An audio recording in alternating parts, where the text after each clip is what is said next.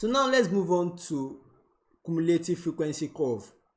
So what is the cumulative frequency curve? It is also referred to as an ogive, and it is used to easily evaluate the median, quartiles, percentiles of grouped data. So when we are talking about representation of data in the last section, we looked at group data. So the way we get the cumulative frequency curve is by plotting the cumulative frequencies by the corresponding upper class boundary of the class interval. So what is the cumulative frequency, or what is cumulative frequency? The cumulative frequency is derived by adding the frequency of each data set with the sum of all frequencies prior to it. So let's look at this group data for example. Here we have the class intervals around the frequencies. So how do we calculate the cumulative frequency? So the cumulative frequency of the first frequency here, which is 2, is 2. While for the second one, it is 5 plus the frequencies prior to it. So 5 plus 2, and that gives us 7. So for this cumulative frequency for 7 here will be 7 plus the frequencies prior to it. That will be 7 plus 5 plus 7, which gives us 14. Or the same thing as having 7 plus 7, 14. For 9, it will be 9 plus 7 plus 5 plus 2, which is 9 plus 14, which gives us 23.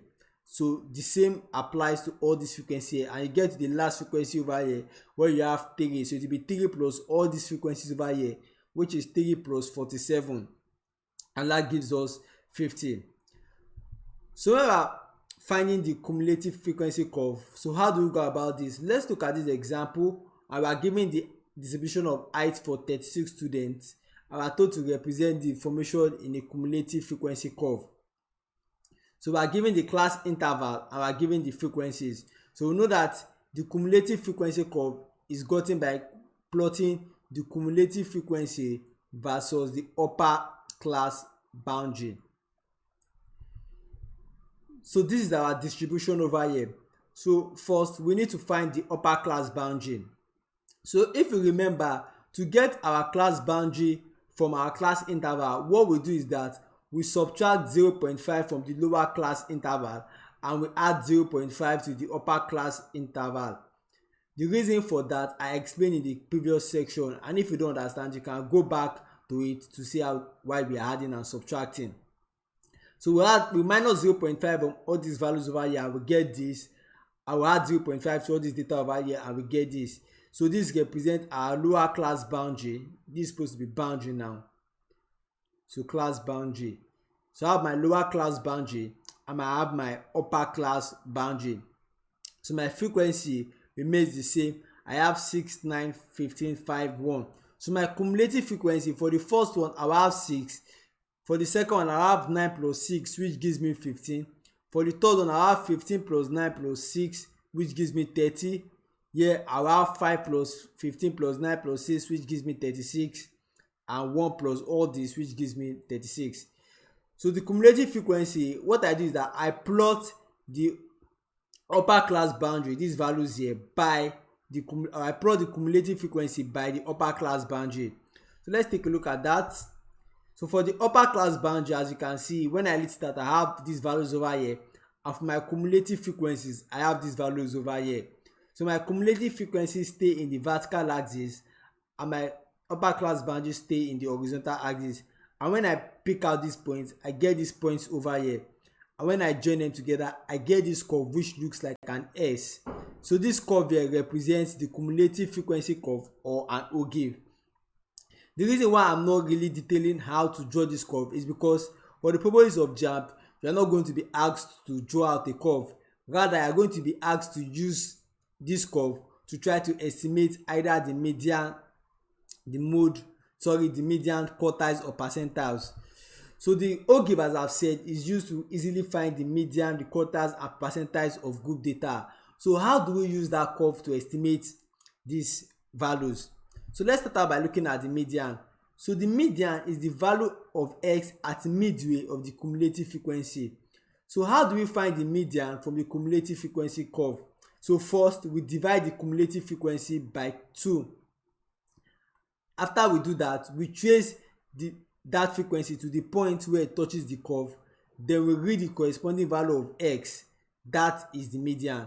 So what does this mean? So now if you look at our previous example that we solved, or the previous diagram that I showed you, where we had the score or the height for 36 students, we know that what our cumulative frequency, or the sum of our frequency, was what? 36. So to find our median, the first thing I will do is to find halfway of my frequency here. So I have what? My 36 over 2, and that gives me what? 18. So after I found 18 now, I look at where 18 lies in my cumulative frequency, and 18 lies somewhere around here. So I make that point over here. So this point around here represents 18. Then I trace it towards the curve. So when it touches the curve, at that point, I now trace it downwards to my height axis. So the point in which it cuts this horizontal axis is my median. And what is this value over here? Approximately 167. So the median in this case is approximately 167. So let's talk about the quartile now. So what is the median? As we've been discussing, the median represents the middle number, that is the number that lies in the middle of a distribution. However, if you are not interested in the number that lies in the middle, there are other ways to go about that, and one way is the quartile. So the quartile divides our distribution into 4 equal parts.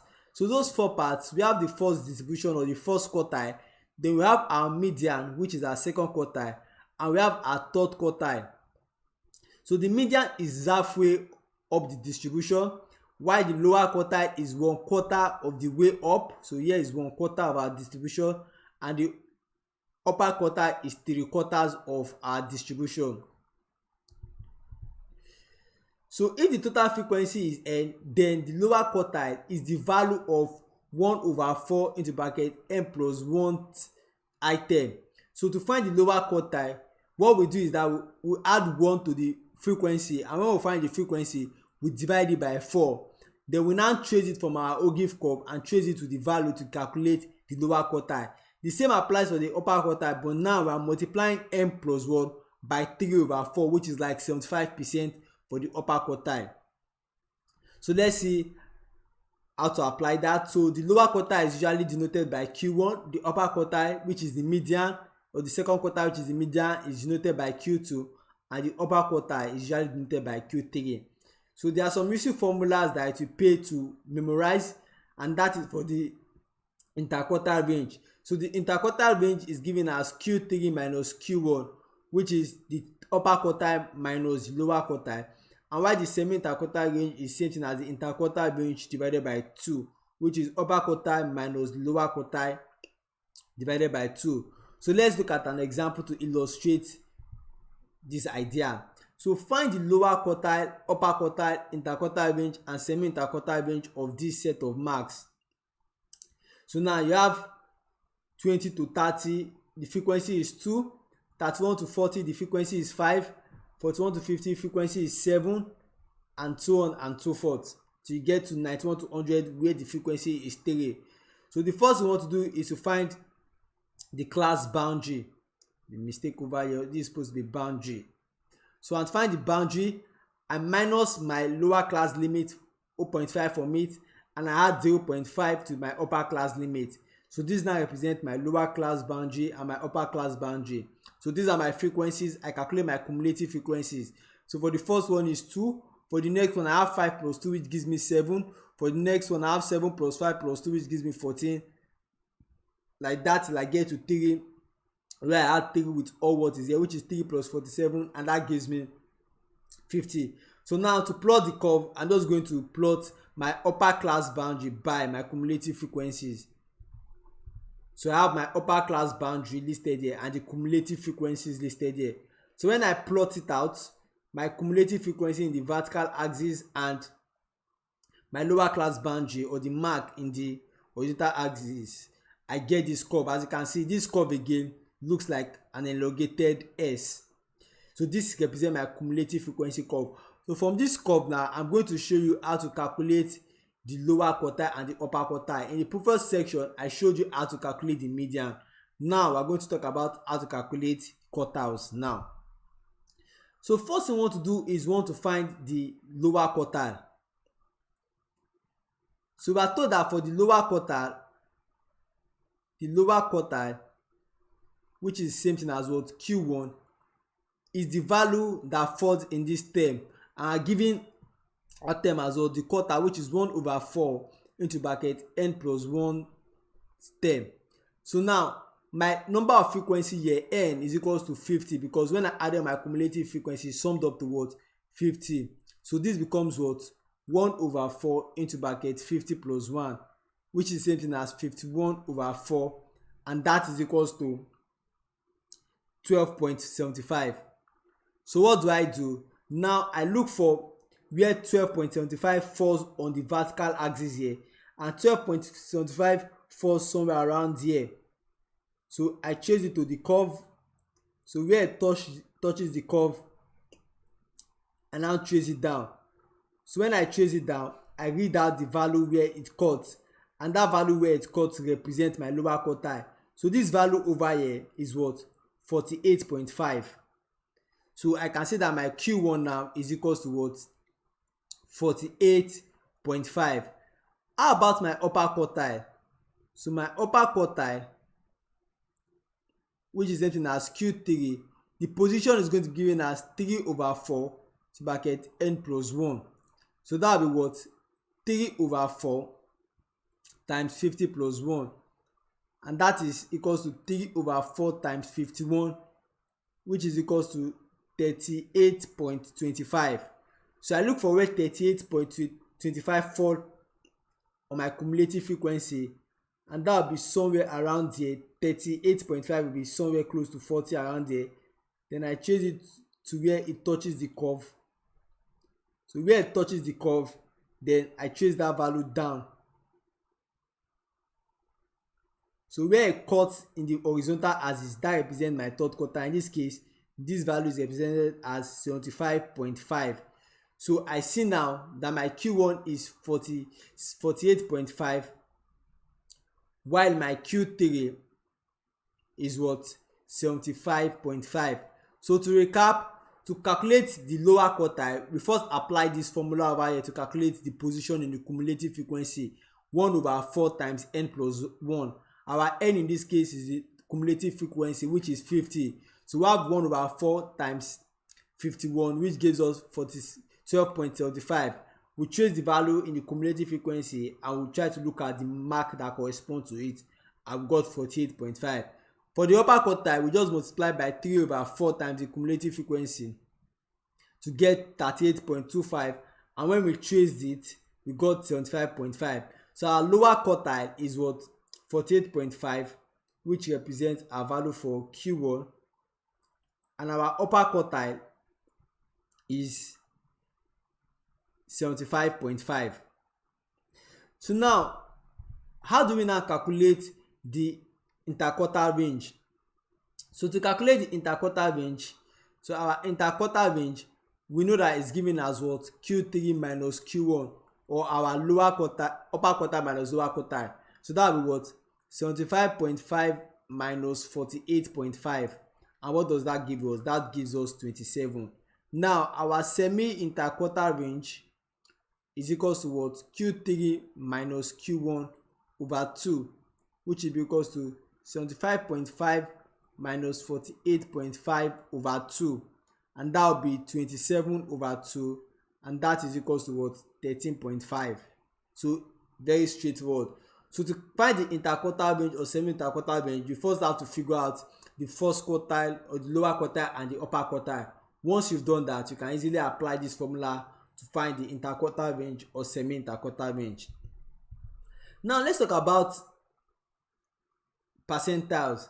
So when we are talking about median, we know that the median divides our distribution into two equal parts, and that is represented by the middle number. How about quartiles? We have seen that quartiles divide our distribution into 4 equal parts.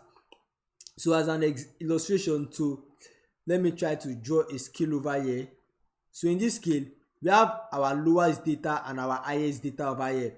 So we know that the median is the middle number, and it divides our distribution into 2 equal parts. So we have one part over here, and we have one part over here. How about our quartile? Our quartile divides into 4 parts. So we have 1 over here, which is the 1 over 4, which is the lower quartile. Then we have what? 3 over 4, which is our upper or third quartile, and we have our value here, which is our second quartile. So it divides into 4 parts. We have 1, 2, 3, 4. If we require more granular division, we can make use of percentile, and as the name implies, percentile divides into 100 equal parts. So now imagine we divide this distribution into 100 parts. Sorry, I can't draw it. So that is what the percentile is all about. So example, the 30th percentile divides the lowest 30% of data. So now to convert this to percentile now, which is something that is fairly straightforward to do, we see that our median, which is over here, our median divides our distribution into 2 equal parts. So this is like what? Our 50th percentile, because we have 50 down and we have 50 up. Now our lower quartile here, this section over here is 1 over 4 of 100. So this is like what? Our what? 25%. So our lower quartile corresponds to the 25th percentile, and this represents or divides us data that what? 25% of the lowest data. While for our upper quartile, we have 3 over 4 of 100, and that gives us our 75%. So the 75th percentile represents the upper quartile, and it cuts off all the numbers that are below 75% of the mark. So the same thing applies when we are talking of 30th percentile. It divides off the lowest 30% of data, while the 90th percentile divides off the lowest 90th percentile of the data. So how do we find the position based on our O-give? So this is pretty straightforward. So when we're talking about our lower quartile, for instance, our Q1 we said is equals to what? 1 over 4 times n plus 1. That is the position. So now how do we generalize this formula? We know that our Q1 corresponds to our 25th percentile. So 1 over 4 can also be written as what? 25 over 100 times n plus 1. So if we are dealing in terms of percentile, we just have to divide the percentile value by 100, which gives us 1 over 4. So in general, to calculate the position when using percentile, we divide what? The percentile value over 100, and we multiply by n plus 1. So that gives us the position. So if we are dealing with the 25th percentile and we put 25 here, it reduces to 1 over 4, and so on and so forth. So this is the general formula we use to kind of find the position. P over 100, where P represents the percentile value, then multiplied by n plus 1, where n is the frequency. So to find the percentile, we first have to find the value of the cumulative frequency that corresponds to that percentile. So now let's use our previous example under quartile to illustrate this point. So from the O-give now, so this was our distribution when we plotted the upper class value with the cumulative frequency. We now want to find the 20th percentile, the 70th percentile, and the 95th percentile. The reason why I didn't go through all these steps is because in JAMB, nobody is going to ask you to draw the cumulative frequency curve. Rather, you are going to be told to apply it to find questions. So now that is like what we are trying to do. I have been given this curve over here, and we have to use this curve to find the 20th percentile, the 70th percentile, and the 95th percentile. So let's start out from the 20th percentile. So to figure out the 20th percentile, what do? We know that to get the position, we just use what? P over 100 times n plus 1. That gives us the position. So my P in this case is my 20th percentile. So I have what? 20 over 100. Total number of frequency is what? 50. So I have 50 plus 1. So that will be what? 1 over 5 times 51. And that gives me what? 10.2. So what do? I trace the value of 10.2. I look at 10.2 on my cumulative frequency curve, which lies somewhere around here. Then I trace it towards my curve over here, and I bring it down. So when I bring it down, I can see that the value that I cut here is close to 45. So I can write out now that the 20th percentile equals to 45. I'm using the approximately equals to sign because I'm not really sure where it falls into exactly, but we know that it's very close to 45. So our 20th percentile is 45. So now let's look at calculating the 70th percentile. So first off, we'll find the position. So we know that the position is given as P over 100 times N plus 1. So what would that give me? I have my P in this case is 70 over 100. Frequency is 10 plus 1. And when I evaluate this, I get 35.7. So this represents the position of my cumulative frequency. So I look at where that lies in my cumulative frequency table, and 35.7 lies somewhere around there. So I trace it to the curve and I bring it down. So I can see that this value over here is very close to 71. So I can see that my 70th percentile equals to what? 71, because this value here is approximately 71. It lies between 65 and 75. So very straightforward, right? So let's look at one more example and find the 95th percentile. So for the 95th percentile, I first find the position. So I have P over 100 bracket N plus 1T. So I have what? My P in this case is 95 over 100 to bracket N, which is 50 plus 1. And when I evaluate this, I get 48.45. So when I trace that out, I have what? 48.845 lies somewhere close to 50 over here. So when I trace it to the curve, where it touches the curve, and I bring that down. So when I read off that value, I see that that value is very close. The midway here is 100, very close to 100 in between. So I can write out that my 95th percentile is equals to what? 98, or approximately equals to 98. So what this means practically is that if you got a score of 98, you scored more than 95% of the people that took the test. Similarly, in our previous example that we solved, if you got 71, it means that you got 70%, more than 70% of people that took the test. And finally, if you got a score of 45, it means that you got more than 20% that took the test. So that is basically what the idea of percentile is trying to illustrate. So to reiterate, you will not be asked to plot the ogive in JAMB, but learning how to apply to evaluate quartiles, median, and percentiles is really important, and that is what we have done in this module. So you will do well to try to master it so that you'll be able to use it effectively. So that will be all for now. Bye.